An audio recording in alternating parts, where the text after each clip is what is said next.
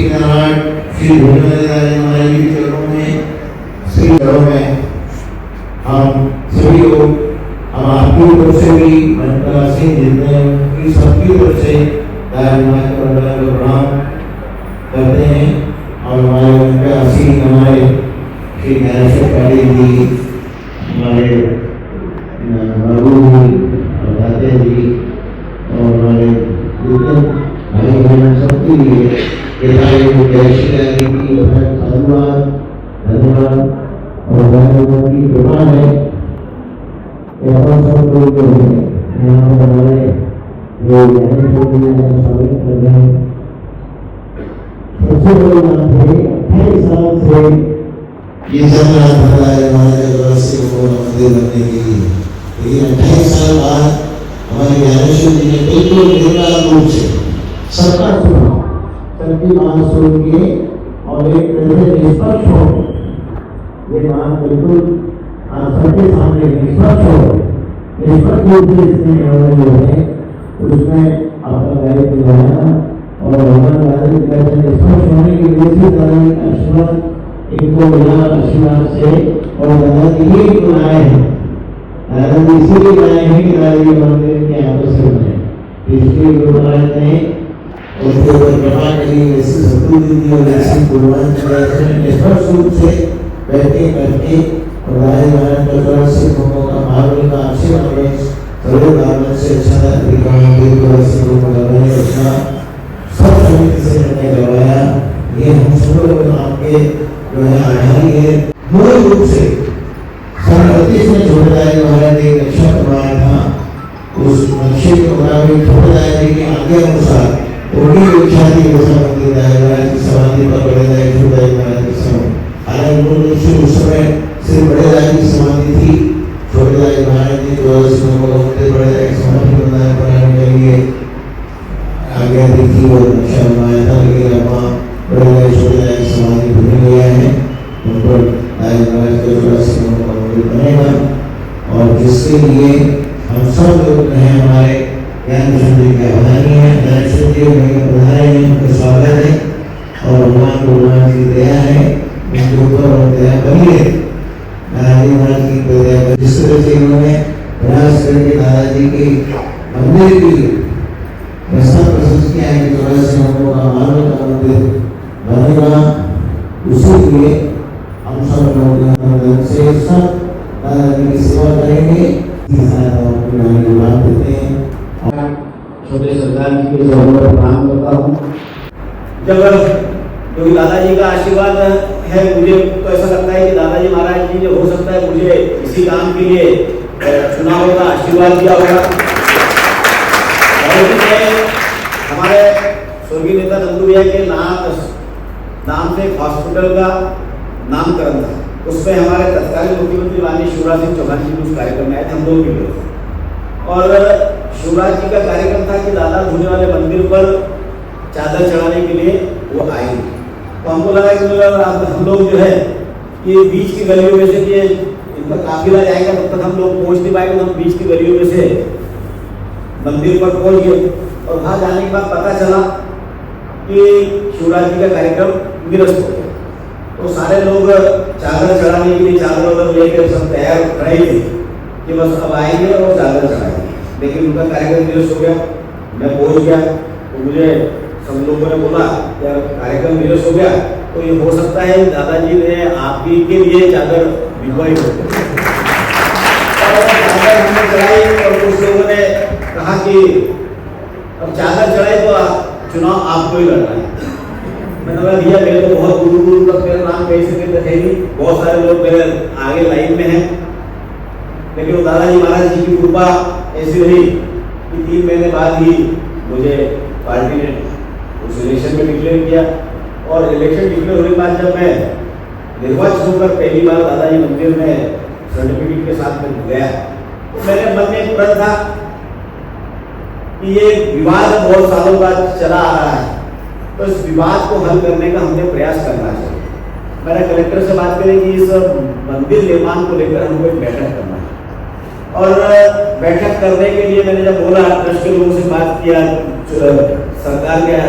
वहाँ पर मैं दिल्ली के आश्रम में भी गया था और सरकार का आशीर्वाद लेने का अवसर मुझे पहली बार किशोर भाई के घर पर जब सरकार बुरहानपुर से जा रहे थे एडी कार्ड, तो किशोर भाई के घर पर ही सरकार का आशीर्वाद लेने का अवसर में मुझे मिला। और उस समय जब हमने इस सारे पक्षों को तीन पक्षों के अलावा और भी जो दादाजी के प्रति आस्था रखने वाले श्रद्धालुओं की इच्छा है कि मंदिर का निर्माण होना चाहिए। जब पहली बार हमने बैठक के लिए प्रयास किया तो मुझे बहुत जगहों से रोकने का भी प्रयास हुआ कि इस चक्कर में मत पड़ो, बहुत सारे लोग आए, बहुत सारे लोग चले गए, उनका जबरदस्ती इस चक्कर में पड़ो। तो मैंने ये कहा कि भाई ये काम दादाजी का है, मेरा कोई निजी स्वार्थ नहीं है, मेरा कोई निजी हित नहीं है। सारे श्रद्धालुओं की इच्छा है कि निर्माण होना चाहिए, मंदिर का निर्माण होना चाहिए, भव्य होना चाहिए, दिव्य होना चाहिए, तो हमने हमारा प्रयास करना चाहिए। अभी 3 महीने पहले भी जब मुझे हम लोग बैठक करने वाले थे तो उसमें भी 3 महीने पहले भी कहा गया कि आप तुम क्यों जबरदस्ती इसमें हाथ डालो, क्यों इसमें ये करो।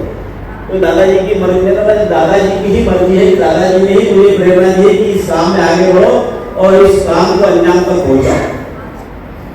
बहुत ही आप विश्वास नहीं करेंगे क्योंकि छोटे सरकार के लिए जानते हैं कि लगातार ये विवाद 30 वर्षों से चला रहा है, लेकिन जब बैठक होने का समय आता था तो कोई कोई सटक जाता था, एक राज्य होता था दूसरा राज्य नहीं होता था। ऐसा करते करते हम लोगों ने सभी पक्षों को एक बार नहीं, 3 बार नहीं, 5 बार बैठक की। 5 बार बैठक करने के बाद मैंने यही कहा कि जब रामलला का मंदिर जो 500 साल पुराना विवाद है, वो 500 साल पुराना विवाद जब हम सब आपस में बैठकर सामंजस्य के साथ में उसको जब हल कर सकते हैं, रामलला का मंदिर बन सकता है, तो दादाजी भूले वाले का मंदिर क्यों नहीं बन सकता। तो 30 साल से हम जबरदस्ती इस विवाद में पड़े लड़ रहे हैं, तो आप भी चाहते बनना चाहिए, आप भी चाहते बनना चाहिए, हम भी चाहते बनना चाहिए, सब चाहते बनना चाहिए। तो कौन ऐसा व्यक्ति भी जो कहता है कि ये नहीं बनना चाहिए, तो कोई भी ऐसा नहीं है कि जो एक जिसने कहा कि नहीं बनना चाहिए। सबकी इच्छा थी कि बाकी लोगों की इच्छा थी कि सफेद मार्बल में बने, बाकी थी कि पिंक स्टोन में बने, तो 84 खंबे का बने, 108 खंबे का बने। तो हमने कहा कि भाई ये 84 भी रखो, 108 भी रखो, सफेद भी रखो, गुलाबी पत्थर भी रखो। और हम सब ना तो टेक्निकल हम है ना आप है, टेक्निकल लोगों की जो टीम है हमारी, हमने तीनों संस्थाओं के आर्किटेक्ट को बुलाया, सरकार की तरफ से भी आर्किटेक्ट को बुलाया, और चारों आर्किटेक्ट को बैठाकर ये उन पर निर्णय छोड़े कि आप लोग तय करो कि कौन से इसका बनना चाहिए। सभी का मत यह आया कि सफेद में बनना चाहिए, सफेद की लाइट ज्यादा है, गुलाबी की लाइट कम है, और ये आज भी कल इसमें कहीं कोई पानी के कारण ये कालापन इसमें आ सकता है। तो सभी आर्किटेक्ट का जो मन हुआ उस मत को हमने सभी के सामने रखा और एक सहमति बनी कि सफेद का बनना चाहिए। और सफेद का बनना चाहिए, 84 की भी बात नहीं और 108 की बात नहीं। यदि हम ओपन की बात करें तो 84 पिलर हमको दिखाई देते हैं, और यदि जो दीवार के अंदर आएंगे उसमें तो 108 की। और मुझे नहीं लगता कि वो जो तीनों पक्ष में कोई ये कह सकता है कि हमारी बात को नहीं माना, हमारी बात को नजरअंदाज किया, इनकी बात को सुना। जिसको भी लगा है, सबको ये लगा है कि हमने जो बोला हमारी बात को प्राधान्यता दी गई और हमारी बात मानते हुए भी निर्माण हुआ। तो तीनों पक्षों को और हमारे श्रद्धालुओं को मिलाकर हमने पूरा प्रयास किया है कि एक भव्य और दिव्य मंदिर बने, और मंदिर का निर्माण होना चाहिए, मंदिर बनना चाहिए, क्योंकि सभी की आस्था का केंद्र है। और हम लोग लगातार इसमें बैठकों पे बैठक करते रहे। आप विश्वास नहीं करेंगे, हमने रात को 12 बजे तक के कलेक्टर, पहली बार जब कलेक्टर ऑफिस 12 बजे तक खुला रहा होगा, 12 बजे तक के जब हम लोगों ने पिछली बार बैठक करी थी तो रात को 12 बजे तक हम लोगों ने बैठक करके ये कहा कि नहीं, जब तक के आज निर्णय करके ही उठना है, और निर्णय करके ही उठेंगे कि जैसा भी बनाना है। तो सबकी सहमति से सफेद मार्बल पर हम लोगों की सहमति बनी, 84 खंबे की भी सहमति बनी। कल हमारा एमओयू भी साइन हो जाएगा, और एमओयू साइन होने के बाद में कल जो निर्माण की समिति है वो निर्माण समिति की भी विधिवत घोषणा हम लोग करने वाले हैं। तो 12 तारीख को होना था, लेकिन 12 तारीख को छुट्टी के कारण ये हुआ कि भाई गुरुवार का दिन भी है, 15 तारीख है, तो गुरुवार के दिन क्योंकि सब लोग दादाजी का वार ही जो गुरुवार है, तो इसलिए हम लोगों ने कल इस दिशा में भी आगे बढ़ रहे हैं। और बहुत जल्द कल लगभग समिति की बैठक होने के बाद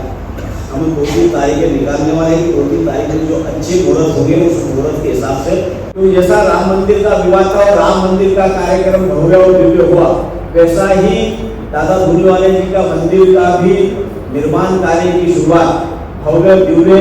और बड़े पैमाने पर जो लाखों की संख्या में दादाजी महाराज को मानने वाले श्रद्धालु, उन श्रद्धालुओं तक मैसेज पहुंचकर कि वो भी इस कार्यक्रम में आए और निश्चित रूप से सभी की भावनाओं की कदर करते हुए, सभी का सम्मान करते हुए, दादाजी धुनीवाले जी के बनाए गए नियमों का पालन करते हुए उस काम को हम शुरू करने वाले हैं। शुरू करने वाले क्या है? करने वाले दादाजी, कराने वाले दादाजी, हम लोग तो निमित्त हैं। तो आप कहते हैं कि देने वाले दादाजी और पाने वाले दादाजी, तो देना भी उन्हीं को, पाना भी उन्हीं को है,